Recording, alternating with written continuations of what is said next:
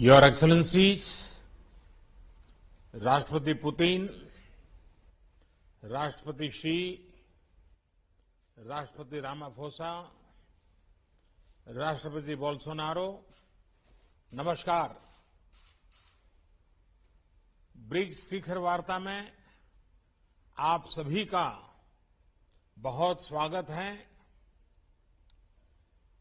BRICS की 15वीं वर्षगांठ पर इस समिट की अध्यक्षता करना मेरे लिए और भारत के लिए खुशी की बात है। आज की इस बैठक के लिए हमारे पास विस्तृत एजेंडा है। बैठक का एजेंडा आप सभी के पास भी है।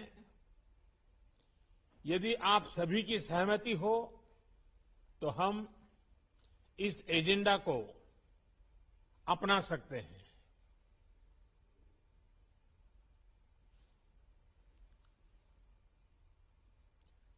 एजेंडा को स्वीकार किया जाता है। एक्सेलेंसीज, एजेंडा के पारित होने के बाद हम सभी संक्षिप्त में अपने ओपनिंग रिमार्क्स दे सकते हैं। पहले मैं अपने ओपनिंग रिमार्क दूंगा और फिर बारी बारी से आप सभी महानुभावों को आमंत्रित करूंगा। एक्सेलेंसीज, भारत की अध्यक्षता के दौरान हमें सभी ब्रिक्स पार्टनर्स में और सभी से भरपूर सहयोग मिला है और इसके लिए मैं आप सभी का बहुत बहुत आभारी हूं। पिछले 1.5 दशक में ब्रिक्स ने कई उपलब्धियां हासिल की हैं। आज हम विश्व की उभरती अर्थव्यवस्थाओं के लिए एक प्रभावकारी आवाज है। विकासशील देशों की प्राथमिकताओं पर ध्यान केंद्रित करने के लिए भी यह मंच उपयोगी हो रहा है। ब्रिक्स ने new development bank, contingency reserve arrangement और एनर्जी रिसर्च कोऑपरेशन प्लेटफॉर्म जैसी मजबूत संस्थाओं का सृजन किया है। निसंदेह गर्व करने के लिए हमारे पास बहुत कुछ है, मगर यह भी महत्वपूर्ण है कि हम आत्मसंतुष्ट न हो और हमें यह सुनिश्चित करना है कि ब्रिक्स अगले 15 वर्षों में और परिणामदायी हो। भारत ने अपनी अध्यक्षता के लिए जो थीम चुना है वह यही प्राथमिकता दर्शाता है। BRICS at 15, intra BRICS cooperation for continuity, consolidation and consensus. ये 4 सी एक प्रकार से हमारी ब्रिक्स भागीदारी के मूल सिद्धांत है।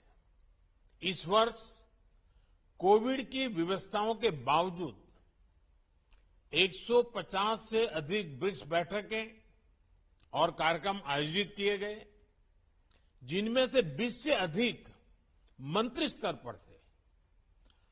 परंपरागत क्षेत्रों में सहयोग बढ़ाने के साथ हमने ब्रिक्स एजेंडा का विस्तार करने का भी प्रयत्न किया। इस संदर्भ में इस साल ब्रिक्स ने कई फर्स्ट हासिल किए, यानी कई चीजें पहली बार हुई। हाल ही में पहले ब्रिक्स डिजिटल हेल्थ सम्मेलन का आयोजन हुआ। टेक्नोलॉजी की मदद से हेल्थ एक्सेस बढ़ाने के लिए यह एक इनोवेटिव कदम है।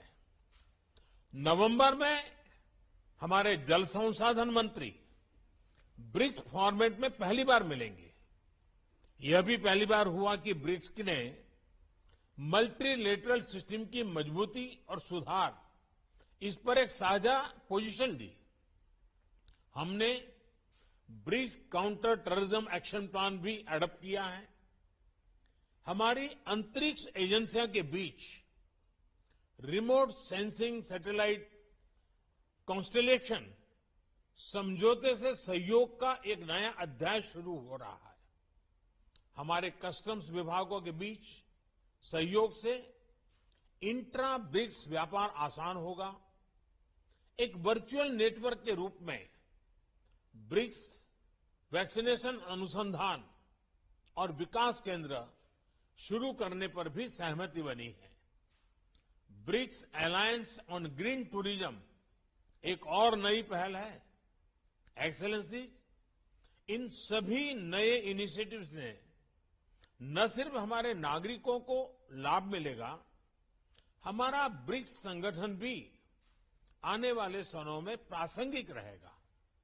मुझे विश्वास है कि आज की बैठक ब्रिक्स को भविष्य में और उपयोगी बनाने के लिए उपयुक्त दिशा देगी। हम महत्वपूर्ण वैश्विक तथा क्षेत्रीय मुद्दों पर भी चर्चा करेंगे। अब मैं आप सबसे अपने ओपनिंग रिमार्क्स साझा करने का अनुरोध करता हूं। सबसे पहले मैं राष्ट्रपति श्री को आमंत्रित करता हूं